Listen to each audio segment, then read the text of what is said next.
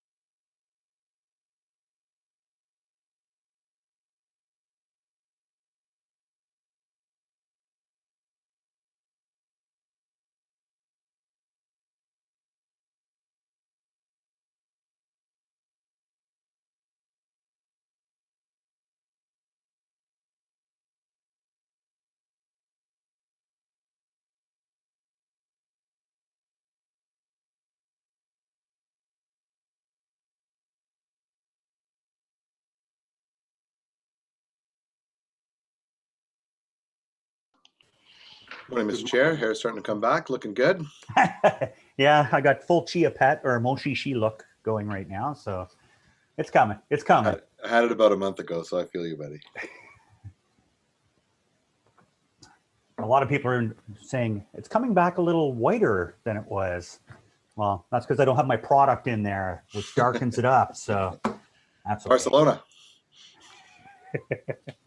Little Grecian, you know, whatever.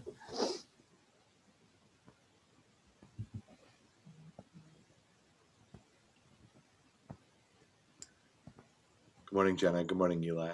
Hope you guys had a good weekend. Good morning. Good morning. Father of the year who doesn't give his daughter ice cream. How could you? I gave her ice cream. I just didn't give her ice cream twice in the same day, you know. Oh. You should I'm never trying. say no.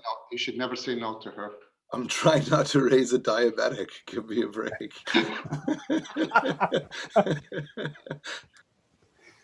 Grandparents don't care about that. You know that. So I they should know. give the child whatever That's they why I want. got to save the ice cream for them.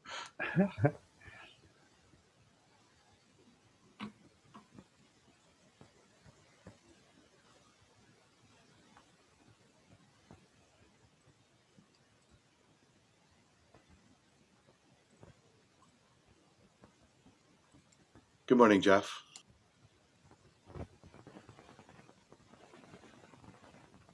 Good morning. Having technical issues. Did you have a good weekend? I had a great weekend. Absolutely delightful. Morning, Diane. All right. Good morning.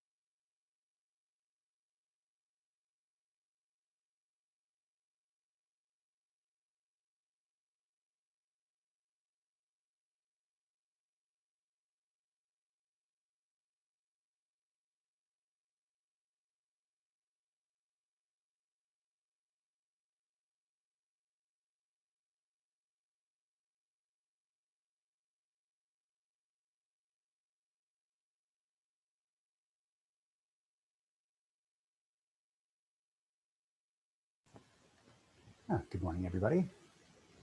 Okay, Kelly, great. I see you there. Wonderful. Okay, good morning, everyone, and welcome to today's meeting of the Transportation Committee. Before we proceed, I'll just do a quick roll call of members and remind everyone that we need 6 members present to maintain quorum. Kelly, if you could do roll call. Councillor Luloff, Present. Councillor Dudas. I saw you. So. Councillor El Shantiri, Present. Councillor Deans, I'm here. Councillor Fleury, Good morning. Councillor Menard, Present.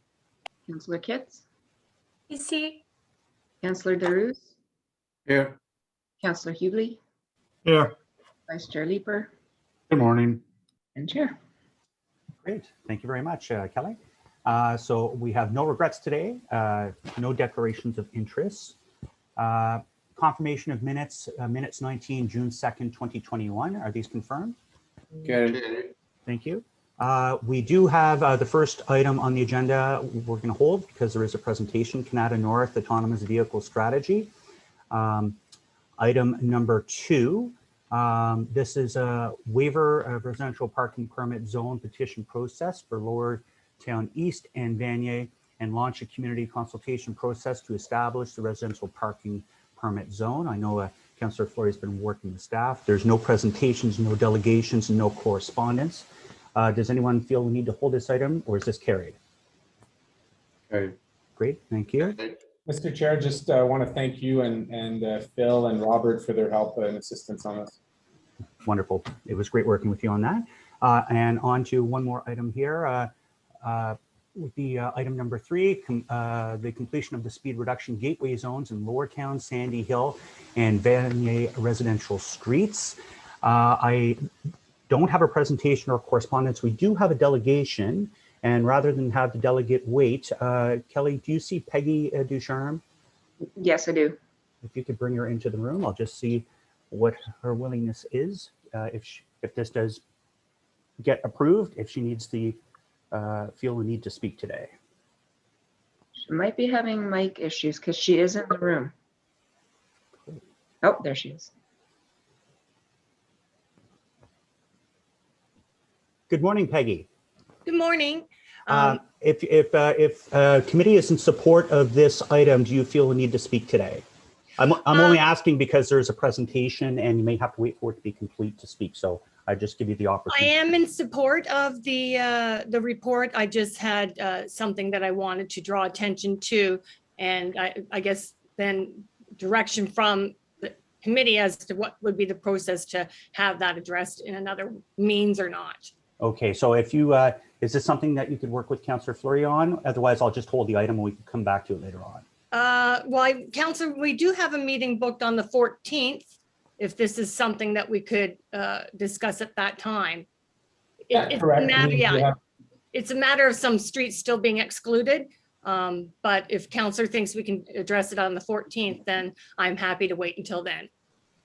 Yeah, absolutely. That's why we're meeting with staff and Peggy and the board on the matter. Okay, so then that I don't need to speak any further.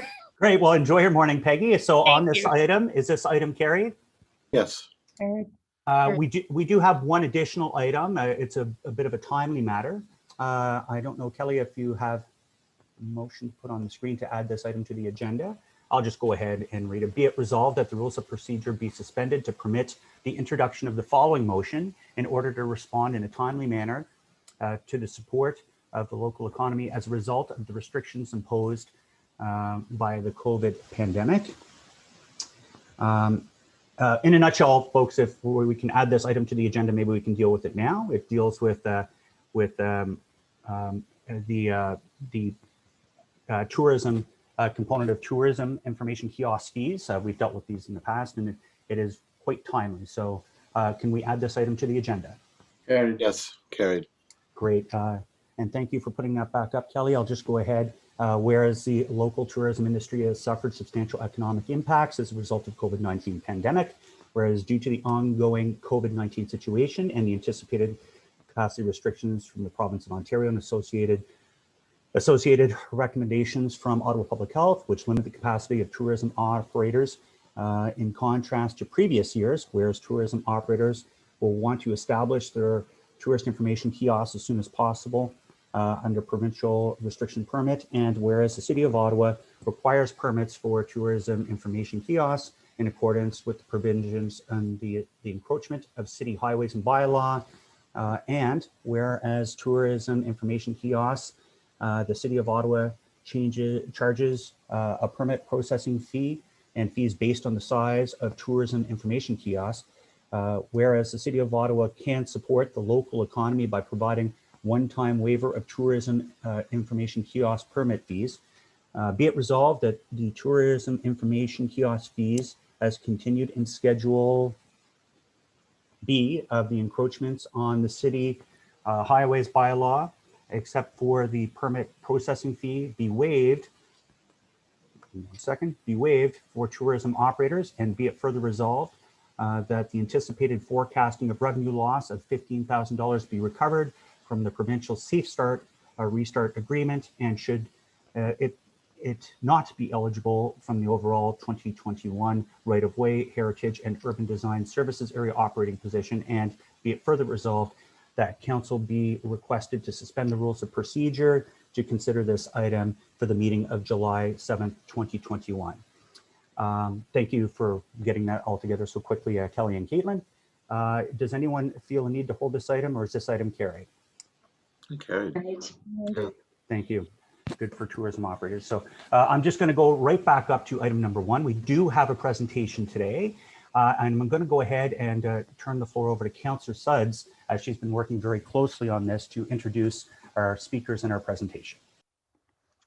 Fantastic. Thank you very much, Chair Turney, and thank you, colleagues. I'm very excited this morning to have the President Executive Director of the Canada North Business Association, Jamie Petton, fresh out of her mat leave with a 2-month-old baby at home, as well as our team from Parsons, representing Parsons and Stantec. So we have Ron Clark, as well as Paul Croft joining us to present the work you're going to see, as well as Michael Tremblay, who you all know is the president of Invest Ottawa. The team is going to share with you this morning some work that's been underway for the last, I'm going to say 6+ months, looking at a feasibility study at the opportunity of having autonomous vehicles or autonomous shuttles of various sizes, as you'll see in the presentation, to connect from the terminus of LRT at Moody Drive through to the Canada North Technology Park. And why this really has, it certainly resonates with me in my past capacity with the Business Association and with Jamie's leadership, looking at the opportunity to make sure that we continue to foster the economic driver that the Canada North Technology Park is. As you'll see, there's about 24,000 people who work in this park from all over the city. And so ensuring a last mile solution and an innovative way of connecting people to the park, but also looking at this as an opportunity for economic development and continuing to foster that gem that we have. There are some advantages, I think, to be innovative here and to be forward thinking in how we approach our solutions to mobility around our technology park. So with that, I will pass it over to Jamie Patton, as I mentioned, the President and Executive Director of the Canada North Business Association. Thank you, Jenna. So first, I'd like to thank Chair Tierney, as well as his fellow Transit Committee members for offering this opportunity for us to present the findings of the feasibility study today. As Jenna mentioned, my name is Jamie Petton. I'm the President and Executive Director of the Canada North Business Association. KNBA began actively consulting with our membership in 2019 to gather input for the City of Ottawa's new official plan. And as a part of that ongoing consultation process, we began identifying the forces that shape Canada North, but more importantly, what we focused on are those forces that currently and over the next 20 years will inhibit our growth and reduce the economic potential and prosperity for our region. So before I begin, I'd like to take a moment to acknowledge Stephen Willis, Don Herwire, and City of Ottawa planning staff, as well as Vivi Chi and the teams who have contributed to this specific study from the city's various transportation departments. Together, we've explored the art of the possible under the leadership of our chair, Vicky Kahi, and several senior executive steering committee members from our tech sector, including those from BlackBerry QNX, Ericsson, Fidus, Invest Ottawa, KRP, the University of Ottawa, and Carleton University. Thanks to all of you for your collaboration and support in identifying the transit infrastructure and economic development opportunities that the Canada North Tech Cluster present for the City of Ottawa's future transit plans. Specifically, I'd like to recognize the continued support and partnership we've received from Michael Tremblay and the team at Invest Ottawa, whose insights have been invaluable to this process. And finally, I'd like to sincerely thank Deputy Mayor Suds for her steadfast leadership. You've been a champion for innovation and transformation for our tech park for over a decade, Jenna. So this study is another example of that dedication to progress in our community. So today, my colleagues Ron Clark and Paul Croft from Parsons will walk you through why the Canada North Technology Park is an important economic and innovation engine for Ottawa, and why their work on the KNBA's autonomous vehicles feasibility study is critically important to the City of Ottawa. But allow me just a few minutes to scratch the surface. Many global brands, as you know, are represented within KNBA's membership, with over 540 companies anchored in Canada's largest technology park. As many of you know, the technology park was established in 1978, and the park is an evolving and balanced ecosystem of old and new.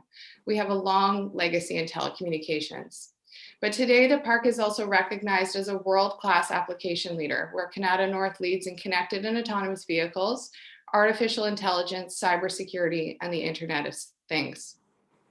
This expertise is anchored by Canada North-based BlackBerry QNX, making Ottawa Canada's connected and autonomous vehicles capital. We're now home to over 90 startups, corporations, and post-secondary institutions that are contributing intelligence to connected autonomous vehicles of the future. As an Area X.O partner, the Tech Park is also home to the city's public test track, where Ottawa was the first Canadian city to launch testing of an on-street autonomous vehicle, communicating with live city infrastructure. The Canada North Tech Park is the perfect smart cities living lab to demonstrate the deployment of homegrown technologies on real live city streets. As many of you have heard over many deputations, there's unprecedented growth happening in 5G, and increasingly investments are being made in our communications industry. And in the context of the current environment and the pandemic, the demand for research, development, and essential services related to connectivity and 5G have increased requirements exponentially for businesses in Canada North. As a result, Canada North continues to provide a fast-growing economic and employment impact to Ottawa, Ontario, and Canada. As the second highest employment sector in the city of Ottawa, following the government in the downtown core, over the last 3 years, our tech club has increased employment over 1,000 jobs a year. There are currently 1,000 jobs open on our job board to be filled directly in the technology park today. Recent commitments from both the University of Ottawa and Carleton to establish Canada North satellite campuses directly in the park have supported a successful partnership and close integration of their post-secondary institutions with our members. The Tech Park, as I've mentioned, is a vital engine to Ottawa's economic development. Our companies contribute $170 million in annual returns to the city, and all of the above demonstrate that there's a critical need for planning policies that ensured continued momentum of employment and economic prosperity beneficial to the entire city of Ottawa.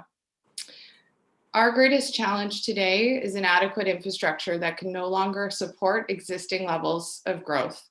Traffic and transit challenges were impeding our attraction and retention of talent prior to COVID.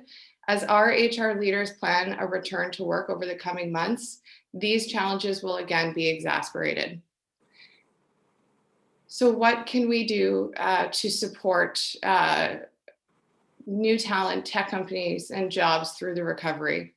Well, we can support our post-secondary institutions to connect their students to the technology park, develop Canada North as a complete and connected living lab community, integrate all infrastructure and technology related to smart cities, and improve transportation infrastructure to connect talent and support future levels of growth by supporting this connected and autonomous vehicles feasibility study.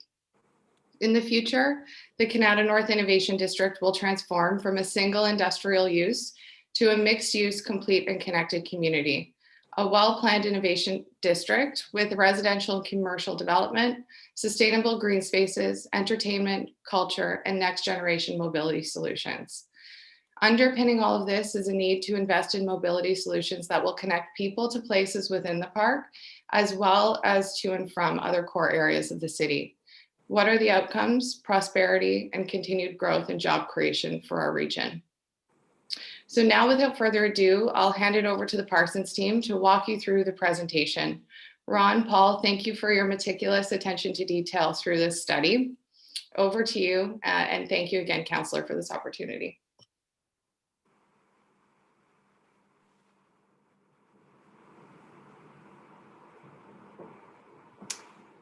Well, thank you, Jenna, and Councillor Suds and Chair Turney.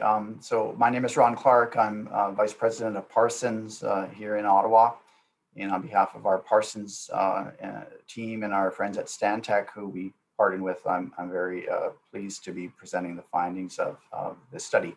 Now, I do have Paul Croft on the call, who had a leadership role in the study, and he'll be participating in the question and answer period. Next slide, please.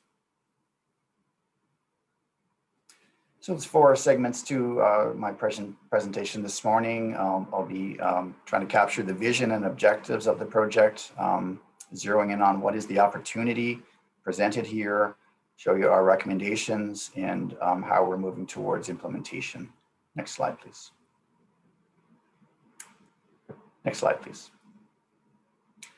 Yeah, so our study process involved a working group that was populated by many businesses and stakeholders involved in both the technology side and on the transportation side, and that included businesses in Canada North, several city staff who had invaluable input, Invest Ottawa, Carleton University, University of Ottawa, and so on. And together, this vision statement has been agreed upon, and I'll read it to you.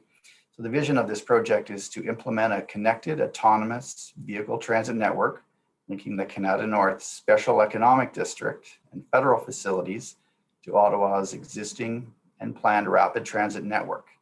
This being to enable the success of the district by improving access and mobility while showcasing innovation in Ottawa's associated technology ecosystem. So there's a lot to unpack there, and I'm going to do my best to do so. Next slide, please. The three objectives emerged as defining this project. The first, as Jamie was mentioning, to foster economic development through talent attraction and retention. The second is to support the community's vision to be developing as a more complete mixed-use community and showcasing the role that mobility can play in doing so. And the third is to layer on an additional level of transit service to connect this area to the city's planned rapid transit network. And I'll be talking a lot this morning in my presentation about Stage 3 light rail transit to Canada and Stittsville, and the March Road Bus Rapid Transit project, which we have labeled the March Transitway. Next slide, please. And next slide. Yeah, so I won't spend much time on this. It's been well covered this morning. The importance of the Canada North area to not only this region, our capital, but the province and the country. More than 500 businesses, an area that employs more than 24,000 people and is growing, and it has also emerged as Canada's connected and autonomous vehicle capital. Next slide, please. This is an exhibit showing work that was referred to this morning by the Business Association and the community and the city planners to reimagine the Canada North area as a mixed-use, vibrant community with two mixed-use and higher density nodes of development featured along March Road and Leggett Drive. And this has been included in the city's draft official plan. Next slide, please. So the context. The map on the right shows the shape and size and scale of the Canada North area superimposed on downtown Ottawa. So it gives you a sense of the scale of the community. However, Canada North isn't located in downtown Ottawa. It is 25 kilometers to the west. And what is become well known and part of the daily reality of living and working in the Canada North area is the traffic and transit challenges focused on March Road and the difficulty of getting to and from the community. And I guess within this context of Canada North too is some uncertainty on the timing and funding of the city's planned rapid transit infrastructure to service the area. Next slide, please. So this is a map showing the city's planned rapid transit network, and I'll get you oriented here. So Canada North is the purple shape in the upper part of your screen, and the Canada Town Centre area and mixed use areas are the pink area to the lower left of your screen. And of course, the red line moving east-west is the planned Canada LRT system. And let's call out a note there on the right side of the red line that by the end of year 2025, LRT will be extended past Bayshore to Moody Station near Carling Avenue. So gives you a sense of the timing. It's just a little over 4 years from today. And the blue line, very important to this community as well, is the March Transitway, and that extends up the March Road corridor and will interact with the LRT system in the area of Eagleson Road and the Queensway. Next slide, please. And next slide. Thank you. So our study team's mandate was to determine, is there a match between the transportation needs of this community and the opportunities emerging from connected and autonomous vehicle technologies. And our conclusion is that there's a very strong match. So on the left side of the ledger, certainly a need to attack this inadequacy of transportation infrastructure serving the community and address the congestion, seek ways to better connect employees to and from central parts of the city and areas to the east in particular. We're seeing an opportunity to become better aligned with the city's official plan objectives that one of every 2 trips be of a sustainable mode within the time horizon to year 2046.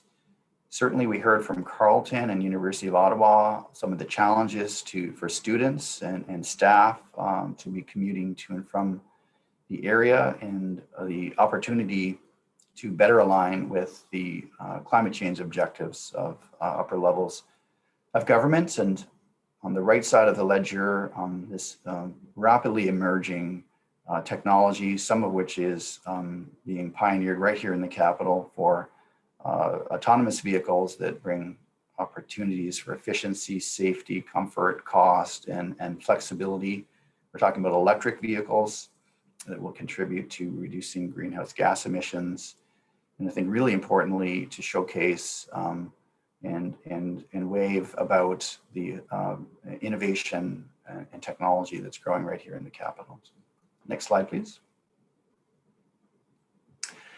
So what is the recommendation? So I'll get you oriented to the map here. Again, the lower right part of this map, the red line is the city's LRT stage 2, which is under construction and will be terminating at Moody Station at Carling Avenue by the end of year 2025. We're recommending 2 services. The blue line, or the blue lines on the map, which would travel east-west and would interact with the Carling LRT station. This would be electric autonomous buses. So these are larger vehicles, higher capacity type vehicles, and they would use the existing shoulder lanes that are alongside Highway 417, and they would operate in mixed traffic up and down March Road, joining the Canada North community in areas to the north to the light rail system at Moody Station. The green line, which you see on screen, uses Moody Drive, Carling Avenue, Leggett Drive in Canada, and the streets in Canada North. And this is envisioned as something quite different, more of a shuttle service. Folks have coined the phrase robo-taxi, but these would be smaller vehicles, 6 to 15 passengers, operating in a route that joins the federal facilities at NDHQ Carling, the Shirley's Bay Research Center, and moving westerly to Canada North and interacting with the Innovation Station at the north end of March Road. I'll embellish this here in a minute. Next slide, please.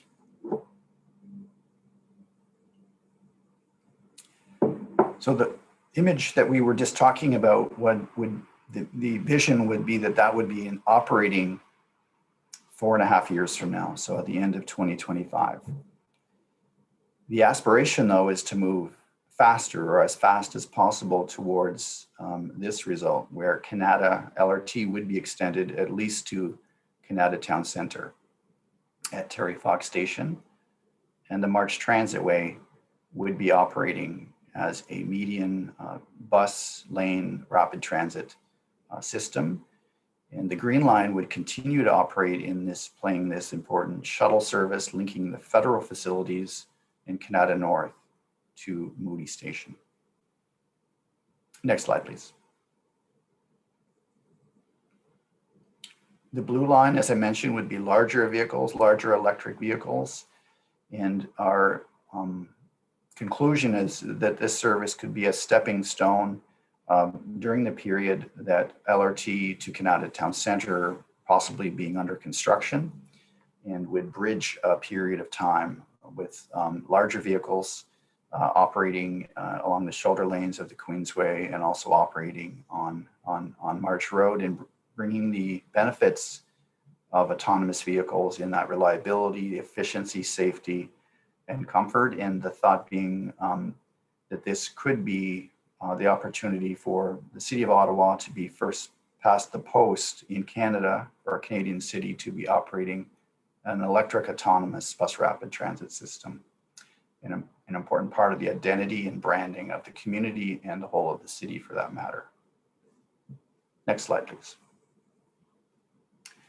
The green line, again, these are images of the types of vehicles, and there are many that are emerging that would play more of an on-demand shuttle service, and again, an opportunity for the city to show leadership and perhaps be the first city to be in our country to be operating an autonomous shuttle service.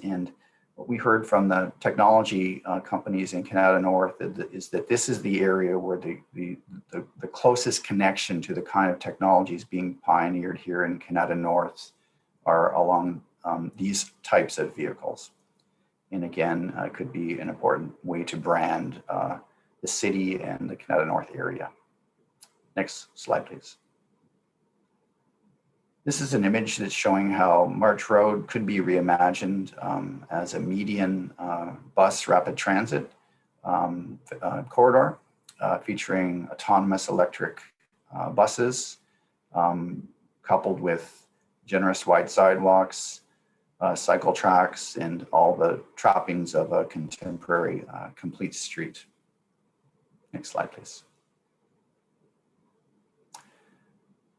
This slide is showing some early results of cost estimates. So on the top part of the ledger, the blue line, we're showing $24 million, which would capture some of the necessary electronic type infrastructure, a modest fleet to be operating and integrating larger electric autonomous buses into the network.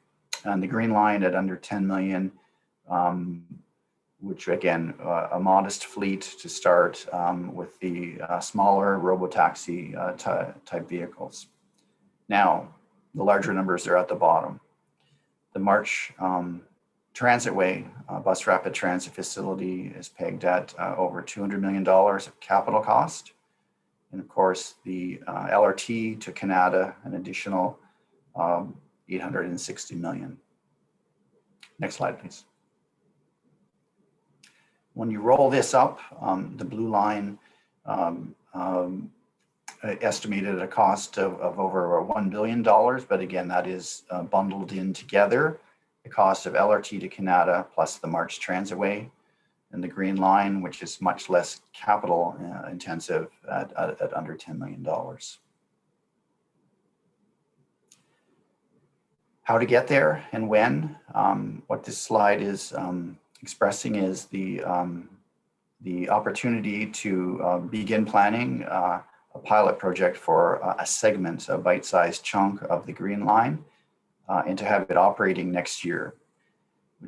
Just leaving approximately 3 years to learn from the lessons and scale it up, with the vision being that on opening day of LRT at Moody Station, there would be a last mile solution in a on-demand shuttle autonomous vehicle service operating at that time, and attention then would turn to the blue line, which could have a little bit longer term rollout. Next slide, please. So next steps, as I mentioned, the attention is really focused on the green line and to move on a pilot project. We've been working with Invest Ottawa, and Michael Tremblay is on the call here. But the notion being to seed a pilot project, a sum of approximately $10 million would be required to move on that. Folks have already turned their mind to an implementation plan, a business model, and how to go to market with the solicitation, with looking for vendors and partners. And certainly the need is before us to establish these kinds of partnerships, funding sources, and to engage the provincial and federal governments. Next slide, please. So this is my last slide. So to sum up, our study has concluded that indeed there is an opportunity, and the time is now to move on a last mile type solution to embellish the city's transit network that is already existing and planned to service this very important part of the city with over 24,000 employees. The time is also now, in terms of the maturity and the emergence of technologies to be utilized for this sort of environmentally friendly and future thinking approach to transportation here in the capital. And that concluding point that of all cities, Ottawa is extremely well positioned to show this kind of leadership to introduce into the transit network autonomous vehicle technologies right here, some of which are made and homegrown here in Ottawa. So thank you very much for your attention to this presentation, and I'll open it up for question and answers. Thank you again. Great, wonderful presentation. It's like watching the Jetsons happen before our eyes here. I'm going to go to our first, we have Councillor El-Shantiri. Thank you, Mr. Chair, and Jamie and Councillor Suds. It's a great presentation. What I'm interested, Ron, when you talk about the streetscape for March Road, and as we all know, March Road is obviously a major collector road from Ward 5 and South March area. We know in that area, vehicles still the only way of transportation. So obviously, vehicles still come across. Is that gonna enhance? Is that gonna delay? Are we looking for another option to change the traffic habit from March Road when March become streets or main streetscape? Or I'm just interested because with all that, the green, the bicycle lane, and what's that going to do to the vehicle traffic? That's what I'm interested in. Yeah, so I'd be pleased to answer, Councillor Suds. Yeah, okay. Good news about the March Road corridor. Plans have been worked on for some number of years. So an environmental assessment study has been completed. It's actually ones that my team at Parsons had helped the city with. The environmental assessment is approved to reconstruct March Road as a bus rapid transit corridor. Now that would need to move to preliminary and detailed design, and where all of the more fine-grained, engineering analyses would take place, and how to approach the streetscaping, how to use the right-of-way that's been protected in the smartest way possible. The notion being that there's sufficient space in that protected right-of-way for an appropriate amount of vehicle traffic, but layering on the new capacities for transit, walking, and cycling. Okay, so I'm not sure if that really, because we all know is the traffic is going to increase quite a bit in that area, and the area your study done is only to the urban part of where in the past the discussion was to go beyond that to the entrance of Dunrobin Road to give the vehicle traveler a choice, either to go right on March Road or to go left toward Canada North or South March. But that fell short. So all that discussion now is going to start with, so you're going to bring all that traffic, and it's going to get bottlenecked by St. Isidore area where the road widening is going to take place. Am I visioning this right, or? If I may interject, so I certainly appreciate the comment and the concern, Councillor El-Shantiri. I think where the opportunity lies is that what's being presented today in this feasibility study, you're correct, goes as far as the park and ride at Innovation Station. So all that to say, there's no reason that as we look out to the future even further, and as, for example, the Canada North expansion lands get developed, there is plans for another park and ride in that area as well. So I do think there's opportunities to look at that as those developments come online, and if there are concerns about traffic.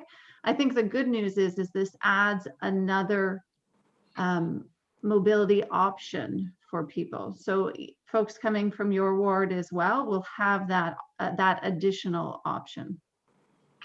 Okay, well, that's great, but we have to keep in mind as we are developing the master transportation plan, widening March Road to Dunrobin should never be off the table at any discussion. And that's why I bring that up every opportunity, because obviously we were promised that by developer before the Canada North development, and they renege us on it. And now, obviously, it is on the master transportation plan, but as we all know, it's all depending on funding. But I just want to keep that part of the discussion. It's a whole discussion.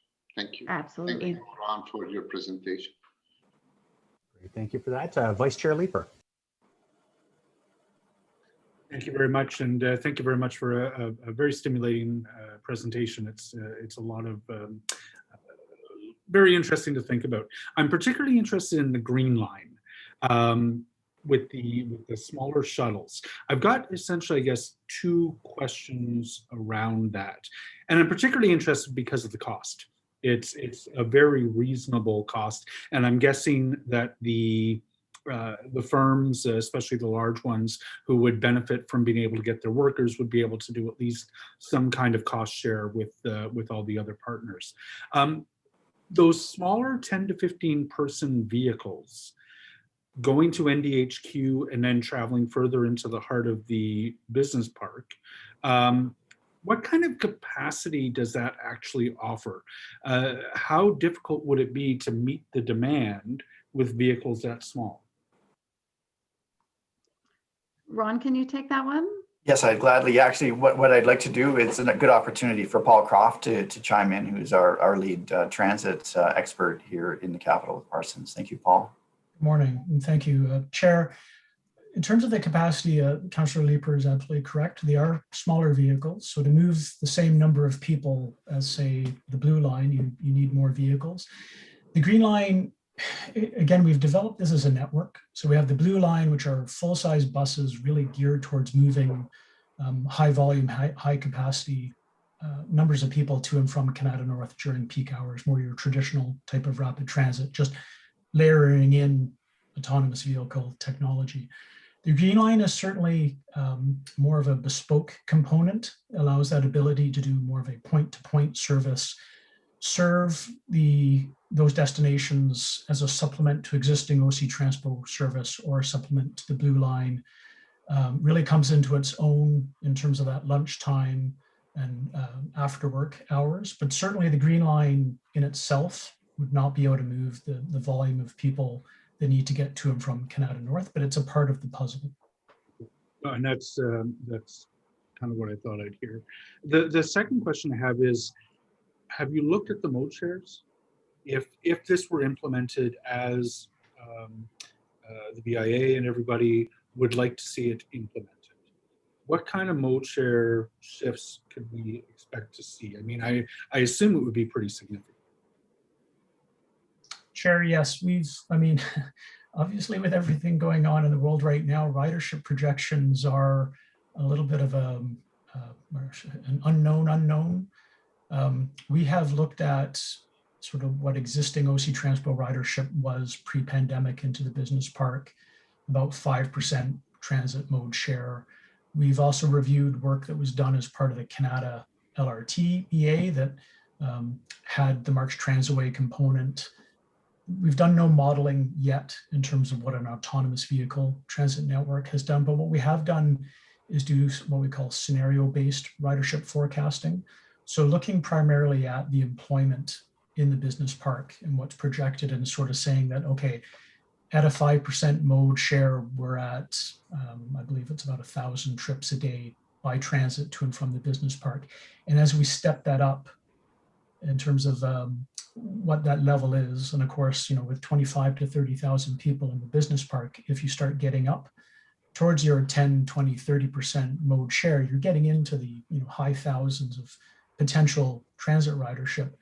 But it's certainly an important part of the next steps is developing ridership forecasts specifically for what an autonomous vehicle transit network might bring to Canada North. And a big part of that is the work that Jamie and Canada North Business Association have been doing in terms of reconceptualizing the business park as a complete community. None of the ridership forecasting that's been done to date by the city has looked at the business park as a complete community, adding in mixed uses and residential components. Okay. Okay, good. Thank you very much. Councillor Kavanaugh. Thank you very much, Chair. Sorry I came in late.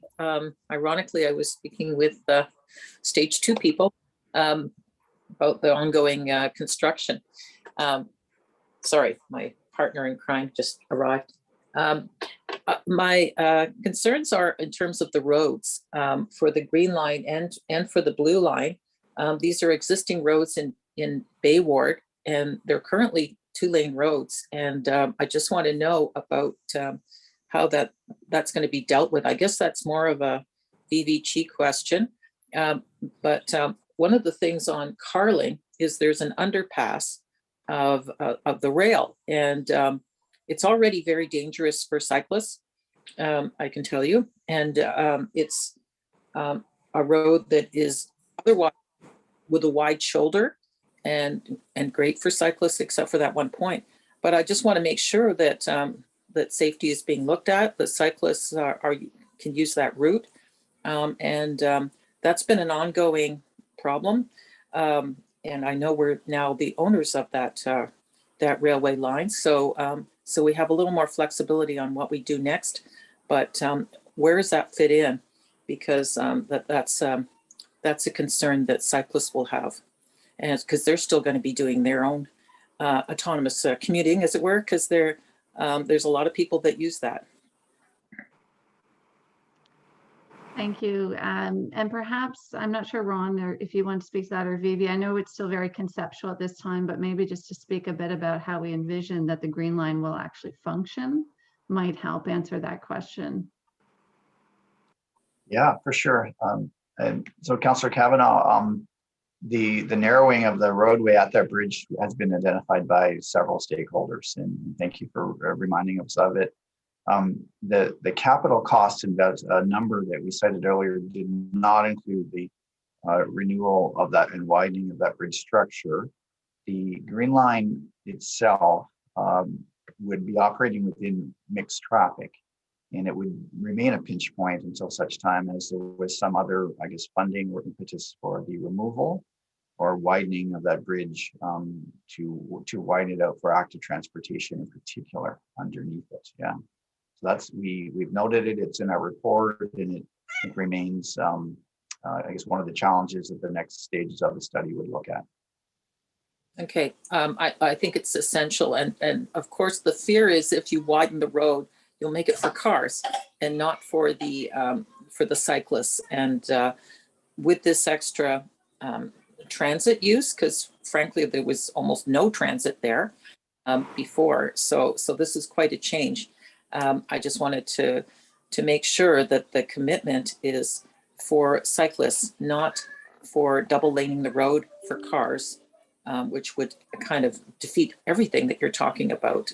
So I just want to make sure that that's heard, as well as Corkstown Road is basically a very quiet road going by Wesley Clover, and it doesn't have proper infrastructure really for cyclists, or it's not much of a shoulder and stuff. Are we looking at that as a change too for in terms of that blue line? Ron, did you want to speak to that? Yeah, so Councillor Kavanaugh, our study has made no recommendation pertaining to Corkstown. I would say, however, we did evaluate Corkstown as one of the potential routes for a transit system, and it fell short on a couple of criteria, but we've made no recommendations related to Corkstown. Thank you. I was just talking to Mr. Morgan about the use of Moody Station and the Papudo there, the drop-offs, because it is the last point. So anything that helps reduce that pressure would be good in terms of people trying to get to that station to get onto the line. So I appreciate the work on that. I just want to make sure we don't lose sight of other priorities such as active transportation. Thank you. Great. Councillor Hublet. Thank you, Chair, and excellent presentation. And hi to Jamie. Haven't seen you in a while. Congratulations on the baby. A couple of questions for you. I guess this will go to the gentleman from Parsons. The study that you did that said 24,000 employees from all over the city. Do you have a breakdown of that? From what parts of the city these people are coming from? Paul, I'll pass that to you. Thank you. Chair, we don't have an exact breakdown by postal code.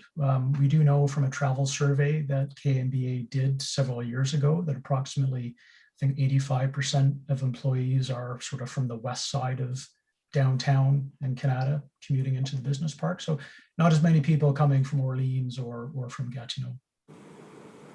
Would be, well, you said 85% west of what point?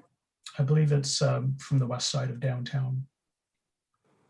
So correct, traditionally that means Bank Street. What I'm getting at is I think a lot of the employees for the business park come from the Stittsville and Canada South and area, and I would say probably Barrhaven would be the next big node that would be coming there. Is that fair to say? Yes, Chair, that's correct. And I believe work that we did as part of the Canada LRT study, something like 50% of the employees sort of live and work in Canada, and the other 50% come from other areas of the city. Okay. So originally when the chair and I and Councillor Harder were involved in what we called the Smart City Initiative in the last term of council, what we talked about here was a full loop for autonomous vehicles so that we would serve the residents of Canada North, Stittsville, Canada South, and Barrhaven. But what you're proposing here with the green line is really just to serve the business park.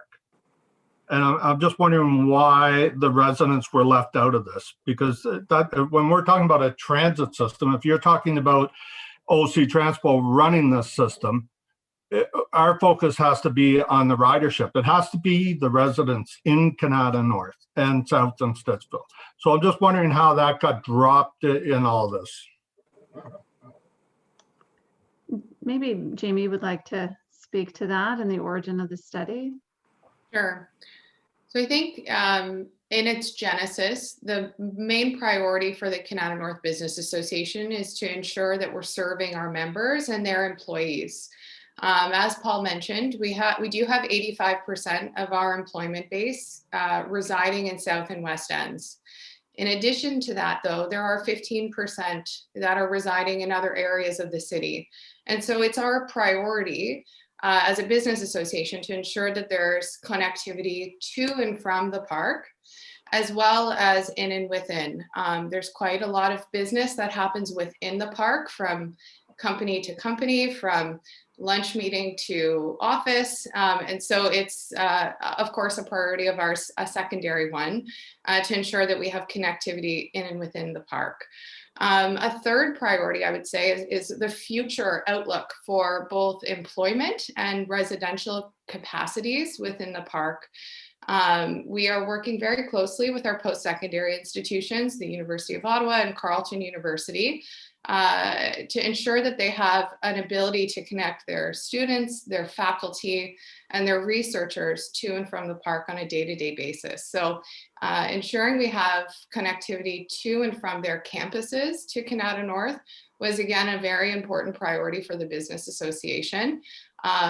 In conversations that we've had with those post-secondary institutions, I think they can imagine a future where those students and those researchers and those faculty actually reside and study within the park. And so again, a secondary priority to this study was to ensure that there were mobility solutions that connected people in and within. I hope that helps to elaborate on KNBA's priorities for the feasibility study. It does, Jamie, and thank you. I think it goes to Councillor Leeper's point that this is shaping up to be a shuttle service for the business park. You've mentioned now several times about residential in the business park. As far as I'm aware, the zoning for that whole area is for commercial. And if I follow with what the BIA has been putting out, is there's a huge demand for that commercial space. So why would you want to come to the city to convert that land to residential?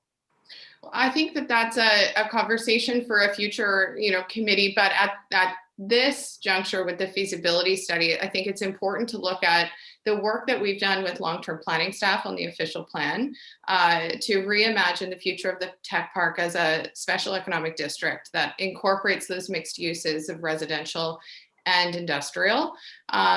When we're speaking to talent across this city and around the world, they're seeking a place to live, work, play, and learn.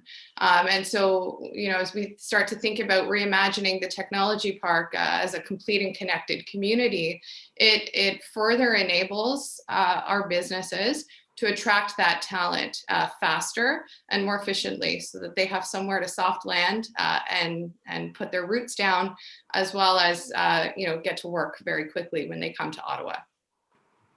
I hear what you're saying, Jamie. We also recently, as part of the official plan decision, as Councillor Suds can probably explain in more detail for you, we refused bringing in land in Canada North into the boundary for residential purposes. So I'm not sure how this will go over about adding residential into the business park.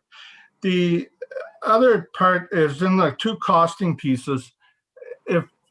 But what I understand from the answers given to Councillor Kavanagh, so you're not adding in, when you say 9.25 million for capital for the Green Line, you're merely talking about basically the buses there, because you're not talking about any road work. Did you do any, as part of your study, any estimates of how much taxpayers would be asked to do on road work for this, on the Green Line piece? Ron, can you speak to that? Yeah, I can take that. The capital works that form part of the 9.25 million were really about how to connect the shuttle vehicles to Moody Station. So some capital works right near Moody Station to get on and off the arterial road network, and an allowance for some intersection modifications for what we call like bus queue jumps. So a way that when those smart connected vehicles are approaching an intersection, they get a jump on other traffic, but it did not include road widening of Moody or Carling. So not even a high level estimate as to what we could need to contribute to this. Well, again, Councillor Hubley, we did not envision that this would precipitate the need to further widen either of those corridors in terms of vehicle lanes. In fact, the notion is to provide as well a transit. Sorry, Mr. Clark, just so to make sure I heard you correctly. So not the March Road one either? You didn't think that there was any road work involved there? Yeah, so the March Road is quite different. That's the March Transitway, the planned $210 million capital intensive project to reconstruct entirely the right of way for a bus rapid transit and complete street approach. Right. Yeah. Right.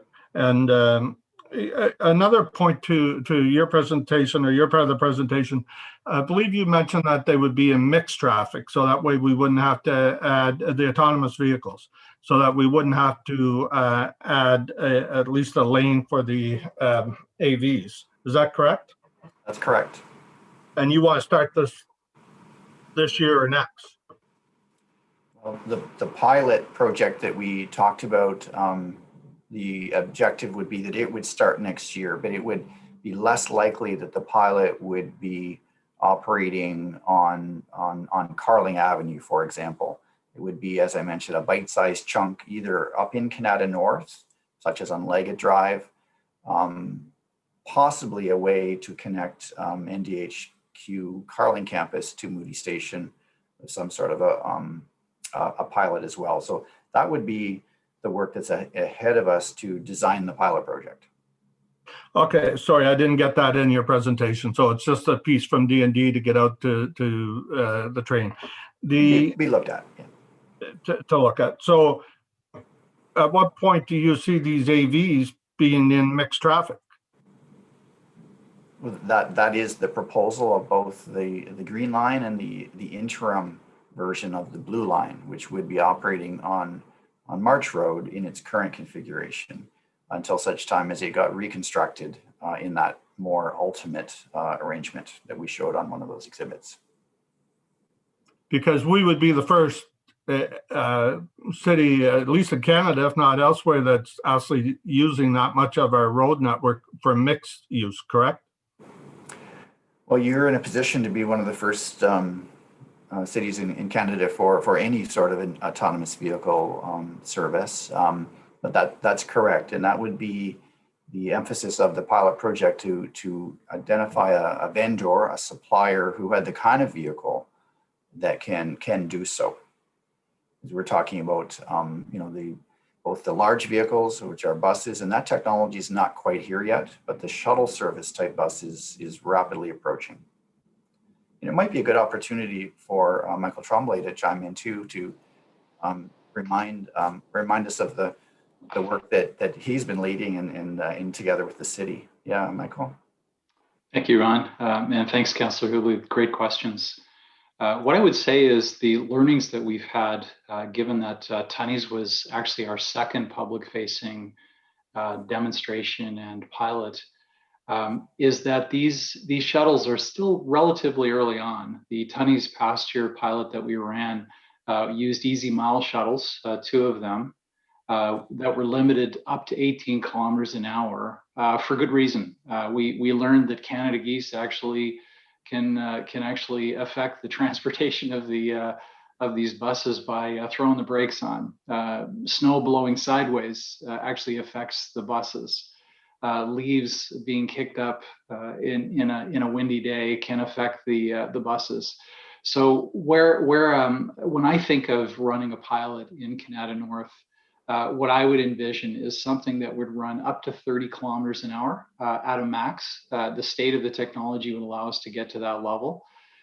It would be something that I would envision would probably connect up the 2 nodes that are in the purple area of the diagram that Ron showed earlier, although we'd have to go through a process to make sure that everything could be done safely. That would happen, of course, early on in the project at Area X.O as part of the planning. And so it is still early days, but now is a very good time for us as leaders in this in Canada to be able to do this in logical incremental steps. So the project we're talking about here would probably be our 4th public-facing one. We're very hopeful that our 3rd public-facing one will be accepted from a proposal that we currently have in front of Transport Canada as an additional one that we would do in advance of this one. So at this stage, it's still early on. We'd have to proceed with caution and do this very, very carefully to make sure the public is safe, and that we're drawing as much learning from this so we can incrementally get to a stage where we have the faster speed buses and technologies when they're available.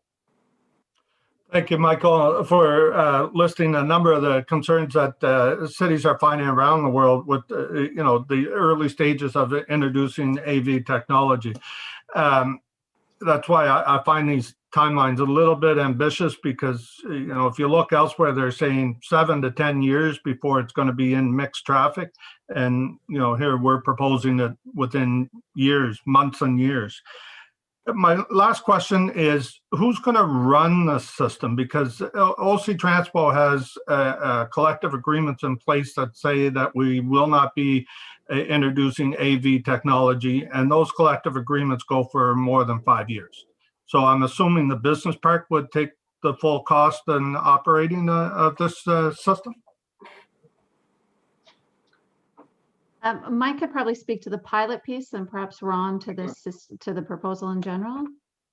Yeah, so thank you for that question. Thanks, Councillor Suds. When I look at this next pilot, I would see this being similar in many respects to what we did at Tunney's. Now, Tunney's was a very good, cautious step for us because it was in a contained parcel of land that was federal. It allowed us to really control and manage every aspect of it. The way that one was run was Invest Ottawa was the technical project manager of the project, and Easy Mile operators actually operated the shuttles during that 3-week public-facing test period. It was an opportunity for city staff and Invest Ottawa people as well to learn how the operations occurred. So I would envision this one being similar. We, of course, are having conversations with city staff within transportation services as well as OC Transpo on how this would be configured.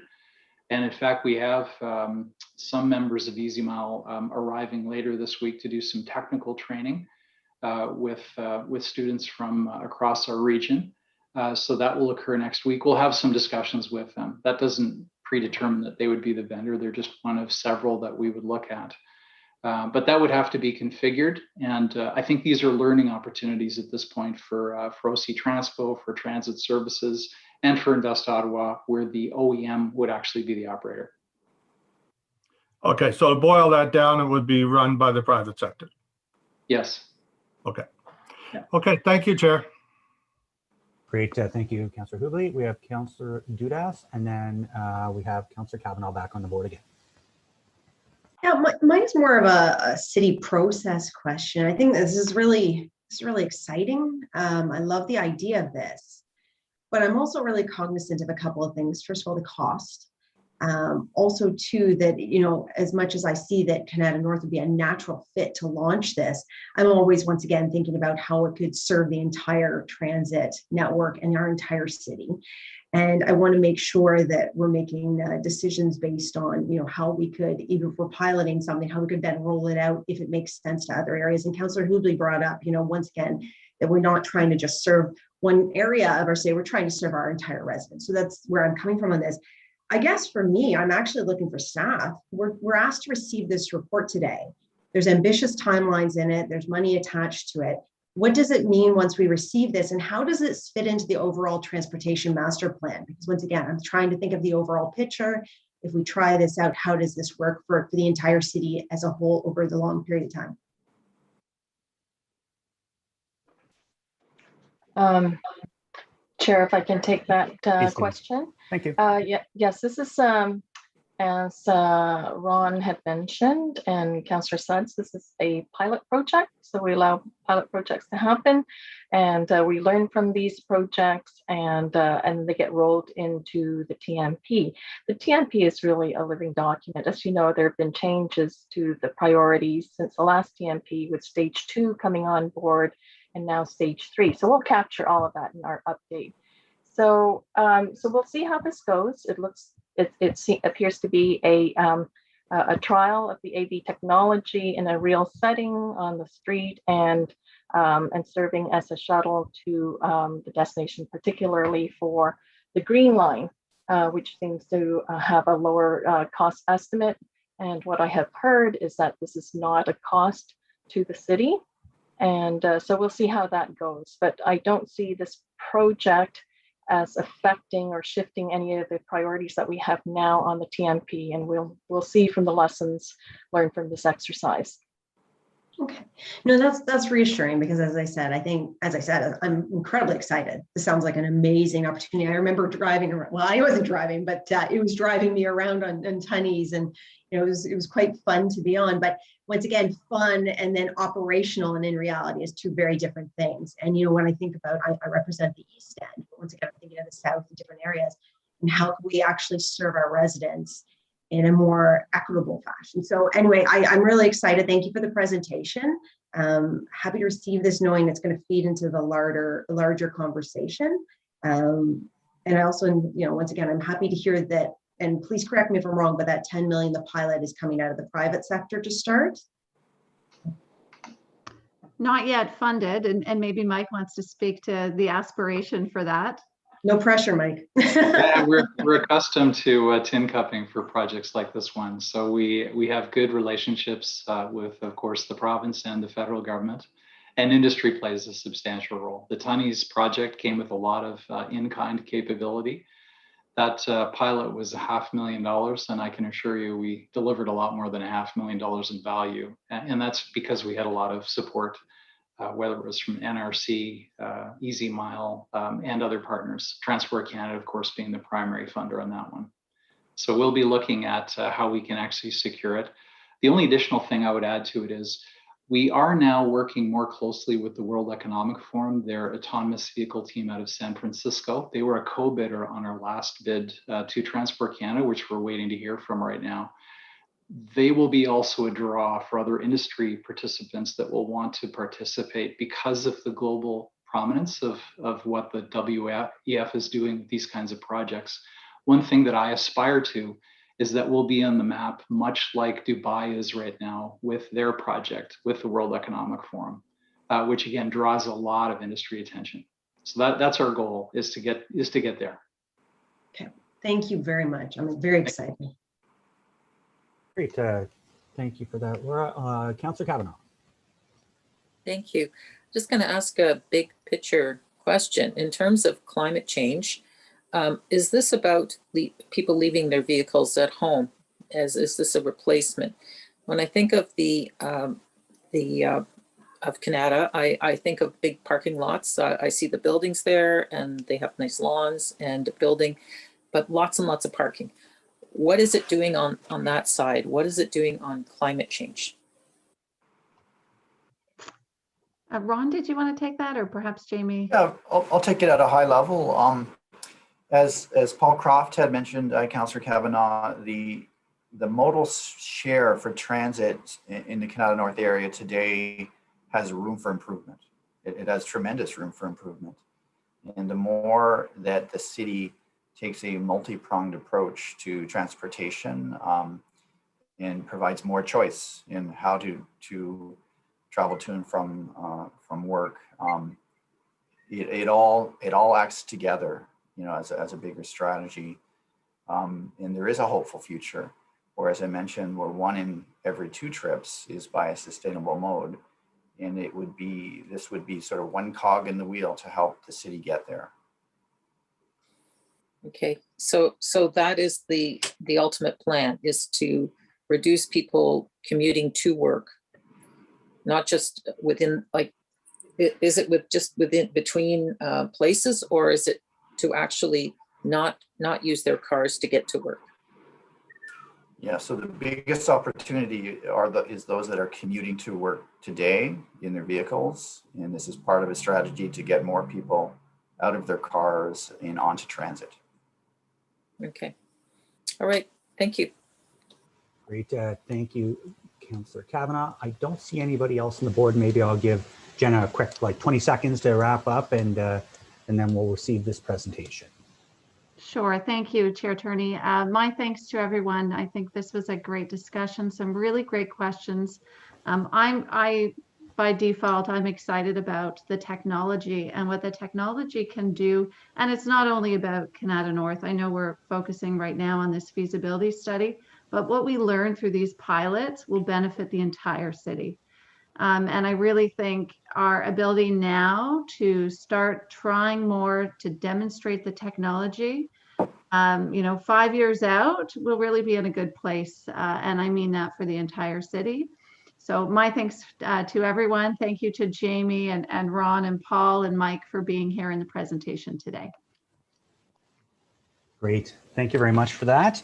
So on this item and presentation, is this received? Great, thank you. Going down, we have no in-camera items. We have no notices of motion. I'm just discovered now, Kelly, have you received an inquiry from Councillor Brockington? I have. Wonderful. And Councillor Brockington, did you want to go ahead and just summarize in a nutshell what this inquiry is? Thank you, Chair. Yes, good morning to you. This is regarding sidewalks. There's a number of issues with sidewalks in the ward. It's not localized to any place or any neighborhood. It's a prevalent problem. And so I'll get straight to my questions. How is the physical condition of sidewalks assessed, by whom and on what frequency? Please describe what the assessment entails, including how the condition is recorded and then prioritized for repairs. And why are sidewalks that are in poor condition, including those where pedestrians have been injured, not prioritized for repair? Thank you. Great. So thanks for that inquiry. And I don't see any further inquiries. We have no other business. Now we're at adjournment, and the next meeting will be Wednesday, September 1st, 2021. Everyone have yourselves a very good day today. Thank you, Mr. Chair. Hey, thanks, Ed. Cheers. Thank you. Thanks, guys.